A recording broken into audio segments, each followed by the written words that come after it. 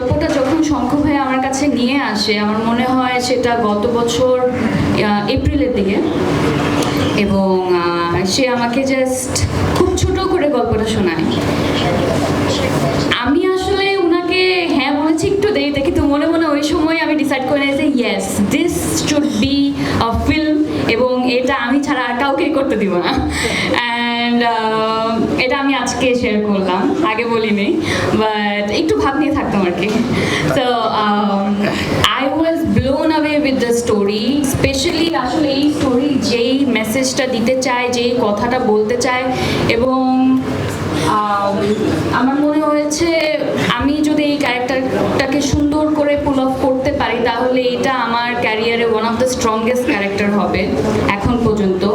এবং এই ধরনের গল্প নিয়েই আসলে সিনেমা হওয়া উচিত। আমরা সিনেমাটাকে আসলে হয়তো বা একভাবে দেখি, এবং সিনেমাকে মানে সিনেমা মনে করি আমরা একটু নাচ গান সবাই অনেক সুন্দর হবে, সেটাও cinema. But I always believe that আমি যখন হল থেকে বের হয়ে আসবো একটা সিনেমা দেখে, ওটা অ্যাটলিস্ট 2 মিনিটের জন্য যদি আমাকে ভাবাতে পারে সেটা অনেক বড় একটা অ্যাচিভমেন্ট। এবং আমার মনে হয় পৃথিবীতে প্রত্যেকটা ডিরেক্টরই আসলে বা স্ক্রিপ্ট রাইটারই একটা কিছু বলার থাকে, এবং ওই মেসেজটা যদি অডিয়েন্স পর্যন্ত পৌঁছে যায় এবং তাদেরকে স্পর্শ করতে পারে, আমার মনে হয় that is success to me. So আমার এই জার্নিতে প্রিয় মালতী হয়ে ওঠার পিছনে আমার নিজের হার্ডওয়ার্ক তো ছিল, বাট একা একা হার্ডওয়ার্ক করলে আসলে কিছুই হয় না। ফিল্মের ক্ষেত্রে আসলে বা যে কোনো কাজের ক্ষেত্রে ইট টেকস আ টিম, এবং I am so blessed that I got to work with the best. এবং ডিরেক্টর বলেন, আমাদের এডিস বলেন, প্রডিউসার্স বলেন, আমাদের স্ট্রিমিং পার্টনার, আমাদের কস্টিউম ডিজাইনার, আর্ট ডিরেক্টরস, যতজনই ছিল তারা দে গেভ দেয়ার 100%, এবং আমার ক্যারেক্টারটাকে একটা বিলিভেবল ক্যারেক্টার বানিয়ে ওঠার পিছনে তাদের অনেক অনেক হার্ডওয়ার্ক ছিল। এবং যে কোনো মানুষই আসলে নিজে নিজে অ্যাক্টিং করে অনেক ভালো কোনো কিছু করে ফেলতে পারে না, এখানে সহশিল্পীর অনেক বড় একটা ভূমিকা থাকে। আমি বলবো আমার সাথে যারাই এই ফিল্মে আছেন ওনারা আমার থেকে অনেক অনেক অনেক বেটার, ফার বেটার অ্যাক্টার্স।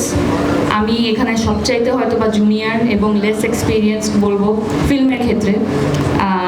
আমার মনে হয় ওনারা সবাই আমাকে যেভাবে সাপোর্টটা দিয়েছেন, I was just reacting to what was happening around me. তা আমার মনে হয় অ্যাক্টিং ইজ রিয়াক্টিং, এবং যেই সিচুয়েশনটা আমাকে ক্রিয়েট করে দেওয়া হয়েছিল আমি ওখানে জাস্ট মেজাবিনকে ভুলে আমি নিজের মতো করে মালতী হয়ে রিয়াক্ট করছিলাম। আমার কাছে যতটুকু আমি মনে করতে পারি আই ওয়াজ জাস্ট রিয়াক্টিং। এবং আজকে আবারও আমি আমার টিমকে অনেক অনেক ধন্যবাদ বলতে চাই, এবং আমার ডিরেক্টরকে আবারও অনেক অনেক ধন্যবাদ বলতে চাই এরকম পাওয়ারফুল, এরকম ডিফারেন্ট অ্যান্ড বোল্ড একটা ফিল্ম বানানোর জন্য। সবাই আসলে নিজের ফার্স্ট ডেবিউ মুভিতে এই ধরনের গল্প নিয়ে আসতে সাহস করে না। সো এই সাহস করার জন্য, একটা ফিমেল লেড বা ফিমেল লিড নিয়ে একটা গল্প বলার জন্য অনেক অনেক ধন্যবাদ। আর প্রত্যেকটা ফিমেল লিড গল্পে দেখা যায় একটু স্ট্রাগল করতে হয় কো আর্টিস্ট খুঁজতে, বাট এই জায়গাটাতেও আমি আবারও লাকি। আমার কো আর্টিস্টরা এতটুকু বিলিভ করেছেন নিজের ক্যারেক্টারে that they feel confident that এটা কোনোভাবেই আসলে